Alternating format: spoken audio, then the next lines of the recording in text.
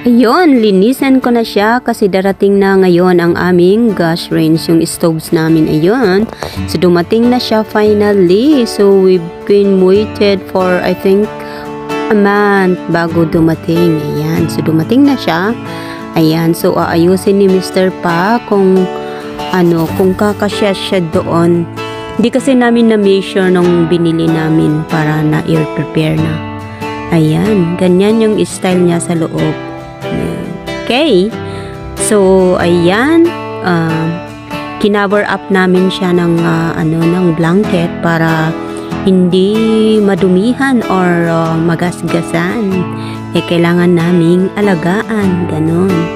So ang ginagawa ni Mr. ay tatanggalin yon kasi yung microwave namin ay maliit noon. So ngayon, pumili kami ng medyo malaki-laki na siya para para maging pantay ba.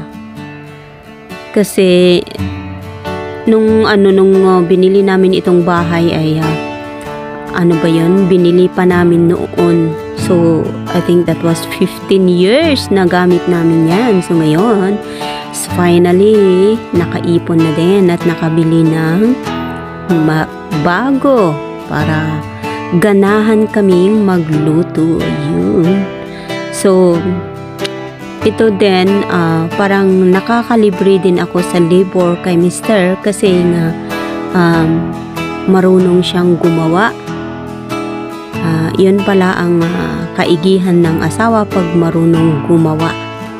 At saka medyo handy siya. Ayun. Kahit mag-isa niya, kayang-kaya niya yan. Ganon. So tinanggal na yan. So aayusin niya para magkasya ang aming microwave. Ayun. So nakikita niyo yung nasa side na yan. Yun yung microwave namin, yung maliit siya. So ngayon, sa awa ng Diyos, nakabili kami ng medyo malaki siya para kung sakaling pwedeng i-warm yung buong chicken. Ayun. Ganon. So, titignan natin kung kaya niyang gawin. Ayan. Medyo nahihirapan pa siya kasi nga, ayun. So, ididikit niya yan kasi doon namin ilalagay ang microwave. Ayan. So, ayan, nahihirapan na siya tulungan ko naman siya hawak-hawakan. Yun lang ang aking makakayang maitulong. Kasi nga, hindi ako karpentera. Anak ako ng karpentero, pero hindi ako karpentera. Ganon. So, finally, naidikit na siya. Yun. So, kailangan lagyan ng tornilyo para hindi siya hulog. Yan. Or mag-collapse kung ilalagay mo yung microwave. Ayan. Tingnan nyo naman. Ang bait ko, diba? Yan. Ina-assist ko siya para naman hindi siya masyadong mahirapan. So, up and down, up and down. Ayan. Ganon. So, medyo okay na siya. Ayan. Oh, yan. So, pwede na. Pwede nang ilagay. Mister, pwede na ba? Uy, kailangan pa niyang dagdagan ang secured niya kasi baka mag-collapse siya. Ayan. Measure kung tama. Kung eksakto siya.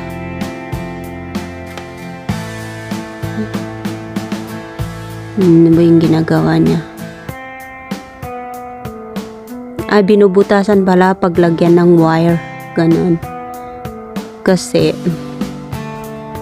wala pang butas, di ba? Kung datihan sana na na ginawa nila, pwedeng ilagay lang yung microwave, pero hindi.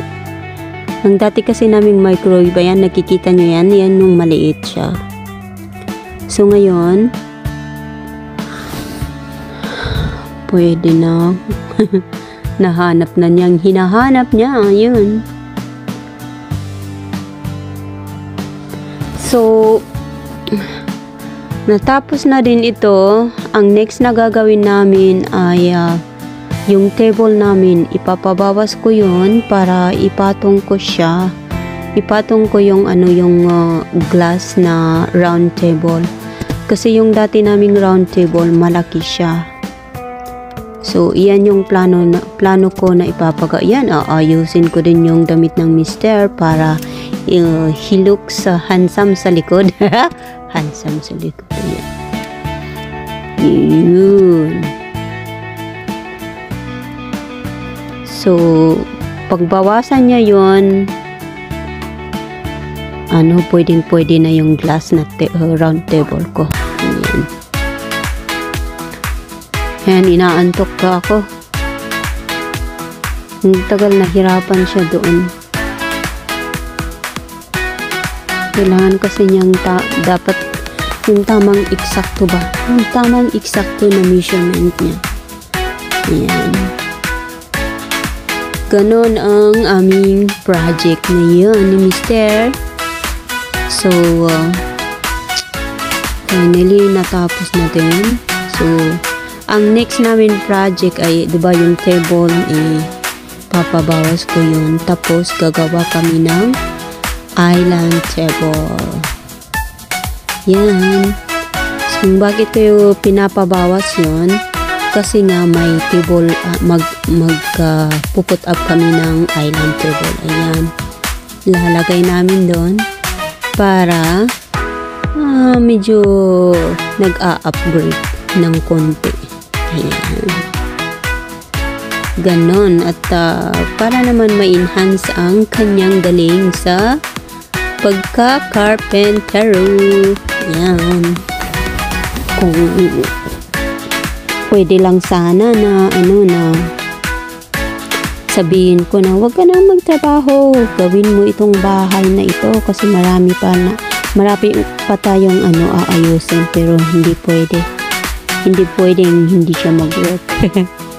Ang mortgage namin ay nagkasalalay sa kanyang sahod. Ayun. Pati na mga bills kasi ang kaya ko ay yung pang make up ko lang. Ganon. Ganon. Ang sahod ni Mrs. Ayan. Pwede na ba, Mister?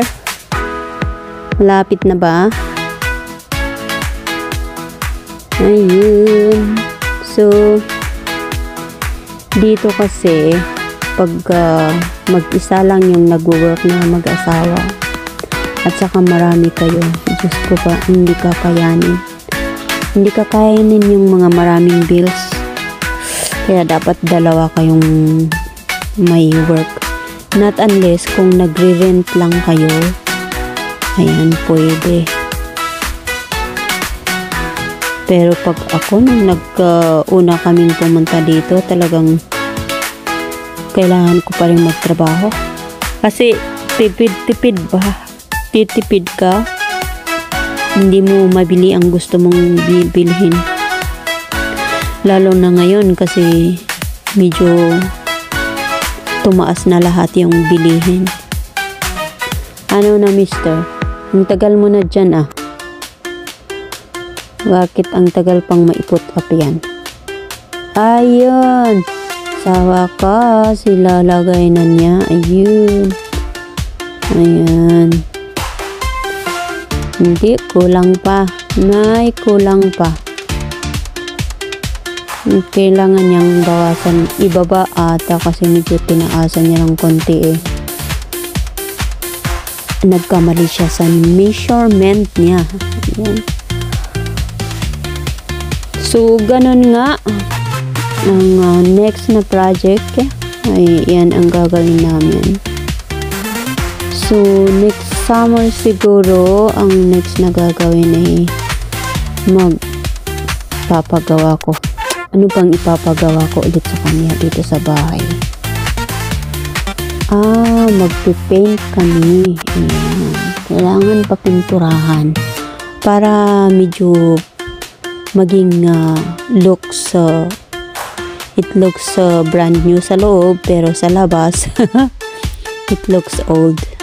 Anyway, okay lang yan, basta healthy ang nasa loob at malinis. Ganon kami. Tulungan. Ayan, medyo inaantok na ako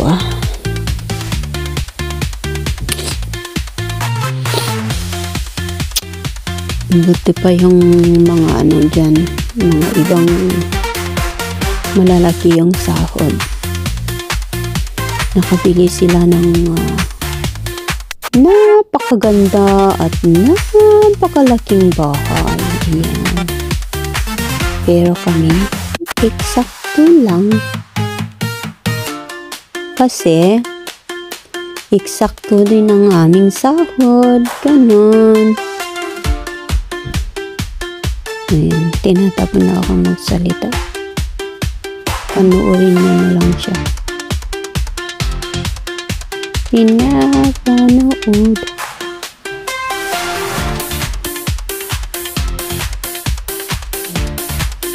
Yan, tulungan ko na siya. Kasi mahirap na. Hindi ko pala kayang pinapanood lang siya. Konsensya Omega. Tagahawak lang para mai-secured niya. So after na mailagay niya yan, lalagyan niya ng cabinet sa taas niya para at least paglalagyan ko ng mga baso ko at saka yung mga anik-ek sa kotse. Yan. Malapit na yan. Yun. Naidikit na siya finally. Ayusin mo, mister. Baka mag-collapse yan.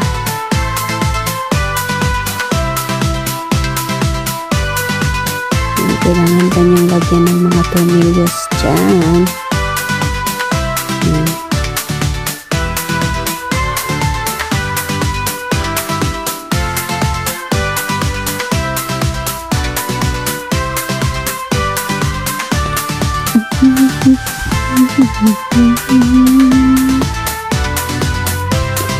Kaya ano din yung project ninyo sa bahay ninyo?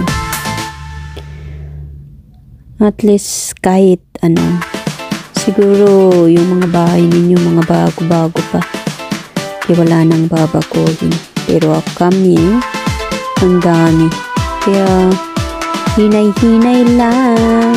Ayan, so tapos na. Ayan, nagpupunas na si Mister. Finally, it's done.